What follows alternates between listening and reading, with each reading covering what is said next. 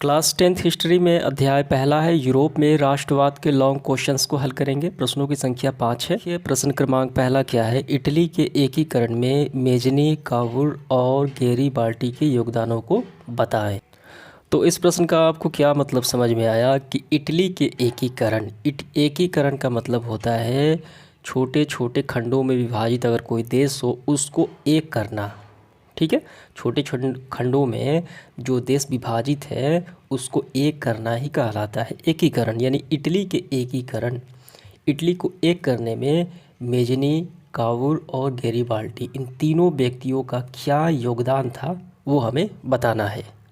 तो सबसे पहले है मेजनी, तो इसके बारे में थोड़ा हम लोग समझ लेते हैं और उसके बाद आंसर करेंगे। देखिए, मेजनी जो थे कहाँ के निवासी थे? इटली के निवासी थे और ये साहित्यकार थे और गणतांत्रिक विचारों के समर्थक, यानी लोकतांत्रिक जो विचारधारा थी उसके ये समर्थक थे और एक सेनापति थे। तो उन्होंने क्या किया? देखिए, उन्होंने यंग इटली नामक संस्थान का स्थापना किया और 1834 में यंग यूरोप नामक जो संस्था है उसकी स्थापना की। और उनकी क्या सोच थी? उनकी सोच थी कि संपूर्ण इटली को वो एकीकरण करना चाहते थे, एक गणराज्य बनाना चाहते थे। तो ये तो हो गई मेजनी के बारे में। जो है वो काउंट कावुर के बारे में हमें लिखना है। तो दूसरे व्यक्ति है काउंट कावुर, तो इनके बारे में पहले हम लोग समझ लेते हैं। देखिए, ये क्या थे? काउंट कावुर एक सफल कूटनीतिज्ञ एवं राष्ट्रवादी व्यक्ति था। वो इटली के एकीकरण की सबसे बड़ी बाधा जो था वो ऑस्ट्रिया को मानता था। ठीक है, तो ऑस्ट्रिया को हराने के लिए काउंट कावुर ने फ्रांस के साथ दोस्ती का हाथ बढ़ाया। उनका क्या बनाया? एक अपना जनसैलाब तैयार किया। ठीक है, उनमें आंदोलन, उनमें फूंक दी। किसके लिए? एकीकरण के लिए। और ये संपूर्ण उत्तरी इटली का एकीकरण करना चाहते थे। कौन? काउंट कावुर। इटली के एकीकरण में जो तीसरे व्यक्ति शामिल थे उनके बारे में हमें लिखना है, वो है गैरीबाल्डी। इनके एकीकरण में काफ़ी महत्वपूर्ण योगदान था और ये गैरीबाल्डी जो थे ये एक नाविक थे पेशे में और मेजनी के विचारों के ये समर्थन करते थे, उनको फॉलो करते थे और कावुर के प्रभाव में आकर संवैधानिक गणतंत्र का पक्षधर ये बन गए। तो किस तरीके से हमें इसका आंसर करना है प्रश्न का? तो इसका आंसर हमें ऐसे करना है, इटली के एकीकरण में मेजनी, कावुर और गैरीबाल्डी का योगदान निम्नलिखित था। पहला देखिए क्या है, मेजनी का योगदान हम देखेंगे। मेजनी इटली के साहित्यकार, गणतांत्रिक विचारों का समर्थक था। मेजनी संपूर्ण इटली का एकीकरण कर उसे एक गणराज्य बनाना चाहता था, एक लोकतांत्रिक शासन व्यवस्था के रूप में वो तैयार करना चाहता था। ठीक है, और इसने 1831 में यंग इटली नामक संस्था का स्थापना किया और 1834 में यंग यूरोप नामक संस्था का स्थापना किया। ठीक है, और वो राष्ट्रीय आंदोलन को प्रोत्साहित किया इन दोनों संस्थाओं के माध्यम से। ठीक है, ये तो हो गई मेजनी का योगदान। और इसके बाद हम देखेंगे काउंट कावुर का योगदान क्या था। कावुर एक सफल कूटनीतिज्ञ एवं राष्ट्रवादी था। वो इटली के एकीकरण में सबसे बड़ी बाधा किसको मानता था? ऑस्ट्रिया को मानता था। अतः उसने ऑस्ट्रिया को पराजित करने के लिए फ्रांस के साथ दोस्ती का हाथ बढ़ाया। कावुर उत्तरी इटली के एकीकरण चाहता था, अतः उसने मध्य इटली की जनता की समर्थन का जनसैलाब तैयार किया। एकीकरण के लिए आंदोलन थे, यानी वो एकीकरण करना चाहते थे। वहाँ की जनता में वो एकीकरण की भावना को वो प्रोत्साहित किया। ठीक है, ये गैरीबाल्डी का क्या योगदान था? गैरीबाल्डी का योगदान जो देखिए, इटली के एकीकरण में गैरीबाल्डी का योगदान महत्वपूर्ण था। वो पेशे में नाविक था। इन्होंने युवकों को एक सशक्त सेना, लाल कुर्ती बनाया तथा अपने सैनिकों को लेकर इटली के प्रांत सिसिली तथा नेपल्स पर आक्रमण किए तथा एक गणराज्य की स्थापना किया। ठीक है, तो ये तीनों का योगदान हो गया इटली के एकीकरण में। तो ये प्रश्न क्रमांक पहला समाप्त हो जाता है। इसके बाद आगे बढ़ते हुए हम प्रश्न क्रमांक दूसरा देखेंगे। जर्मनी के एकीकरण में बिस्मार्क की भूमिका का वर्णन करें। जर्मनी जो विभिन्न खंडों में बटा हुआ था उसको एक करने में बिस्मार्क का क्या योगदान था, क्या भूमिका था, वो हमें बताना है। तो देखिए, यहाँ से आपको करना है इसका आंसर। बिस्मार्क जो जर्मनी डाइट में, डाइट जो था वो जर्मनी संसद को डाइट कहा जाता है। बिस्मार्क जो जर्मन डाइट में प्रशा का प्रतिनिधित्व करता था। ठीक है, प्रारंभ से ही हीगेल के विचारों से वो प्रभावित था। एक व्यक्ति है हीगेल, उनके विचारों से ये प्रभावित था, उनको फॉलो करता था। जर्मन संसद डाइट ने अपनी सफल कूटनीति का लगातार परिचय देता था। निरंकुश राजतंत्र का समर्थन करते हुए जर्मनी के एकीकरण के प्रयास में जुट गया। कौन? बिस्मार्क। तो बिस्मार्क जो था निरंकुश राजतंत्र, इसका मतलब होता है ऐसा राजतंत्र जिसका निर्णय जो है वो अपनी मर्जी से ले सके। राजतंत्र का मतलब होता है राजा महाराजा की शासन व्यवस्था, ठीक है। अपनी मर्जी से निर्णय लेने का वो समर्थन करते हुए जर्मनी के एकीकरण के प्रयास में वो जुट गया। बिस्मार्क, उसकी कूटनीतिक सफलता थी, उसकी छिपी हुई यानी रहस्यमयी सफलता थी, गुप्त सफलता थी कि चाहे उदारवादी राष्ट्रवादी हो, ठीक है, उदारवादी यानी दयालु भाव के, चाहे वो कट्टरवादी हो, किसी काम को अगर ठान लिए तो उसे करना है, ऐसे विचारधाराएं वाले जो लोग थे सभी उसे अपने विचारों का समर्थक समझते थे। किसको? बिस्मार्क को, ठीक है, वो राष्ट्रवादी व्यक्ति, ठीक है, जर्मन प्रदेश के। बिस्मार्क जर्मनी एकीकरण के लिए सैन्य शक्ति को महत्व को समझता था। वो जर्मनी को एक करने के लिए वो जानता था कि सैनिक ही सबसे बड़ी शक्ति होती है। ने क्या किया कि उसने एक ऐसी व्यवस्था की जिसका नाम है रक्त और लौह नीति का अवलंबन किया। किसने? बिस्मार्क ने। क्यों? सैनिकों को मजबूत करने के लिए, ताकि वो जर्मनी के एकीकरण में वो सहायता प्रदान कर सके। इसका तात्पर्य था कि सैन्य उपायों से ही जर्मनी का एकीकरण संभव था। ये किसके विचार थे? बिस्मार्क के। उसने अपने देश में अनिवार्य सैन्य सेवा लागू कर दी। कालांतर में कुछ समय के बाद उसने 1830 में ऑस्ट्रिया प्रसा संधि का विरोध करना शुरू किया।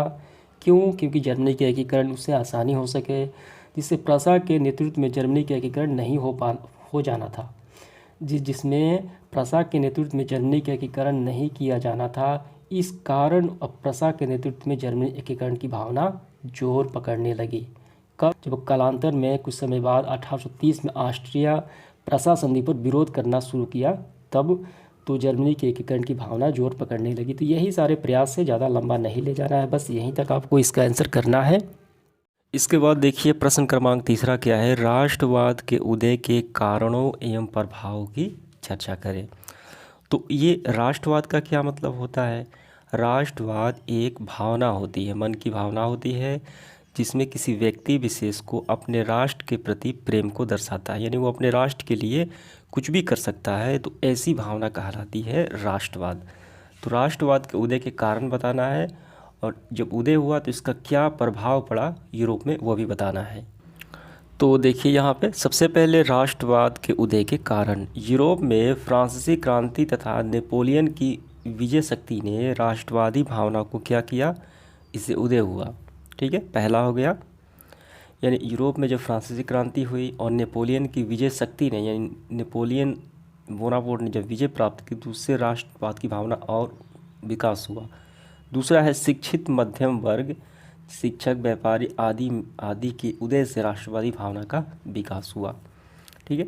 तीसरा देखिए क्या है? नेपोलियन ने अपने द्वारा विजय प्राप्त राज्यों को राष्ट्रवाद भावना जगाने का प्रयास किया। किसने? नेपोलियन ने। इससे भी राष्ट्रवाद की भावना भड़क उठी। इसके बाद देखिए, ये तो कारण हो गया। अब इसके बाद हम प्रभाव देखेंगे। राष्ट्रवाद के उदय होने से क्या प्रभाव पड़े? पहला प्रभाव देखिए, राष्ट्रवाद के उदय से अनेक नए देशों का उदय हुआ, नए नए देशों का विकास हुआ। दूसरा, राष्ट्रवाद के उदय से के प्रभाव से अनेक क्रांतियाँ और आंदोलन हुए, ठीक है। तीसरा है, राष्ट्रवाद के उदय से निरंकुश शासकों का प्रभाव कमजोर पड़ा। निरंकुश का मतलब होता है जो मनमाने ढंग से शासक करते थे, ठीक है, तो उनका प्रभाव क्या हुआ? धीरे धीरे खत्म होने लगा।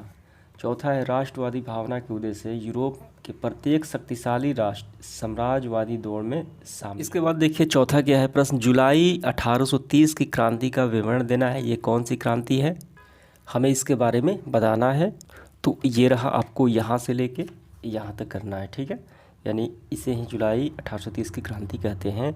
तो यहाँ से प्रारंभ करना है। चार्ल्स 10 एक निरंकुश एवं प्रक्रियावादी शासक था। यानी चार्ल्स 10 जो था वो निरंकुश था, मनमाने ढंग से शासन करने वाला था। उस पर, उसके शासन व्यवस्था पर किसी का नियंत्रण नहीं था, ठीक है, उसकी ही चलती थी। निरंकुशवाद था और प्रक्रियावादी शासक था, जिसने फ्रांस में उभर रही राष्ट्रीयता एवं जनतंत्रवादी भावनाओं को दबाने का कार्य किया। किसने? चार्ल्स 10 ने। यानी राष्ट्रीयता भावना और जनतंत्रवादी भावनाओं को उसने दबाने का प्रयास किया।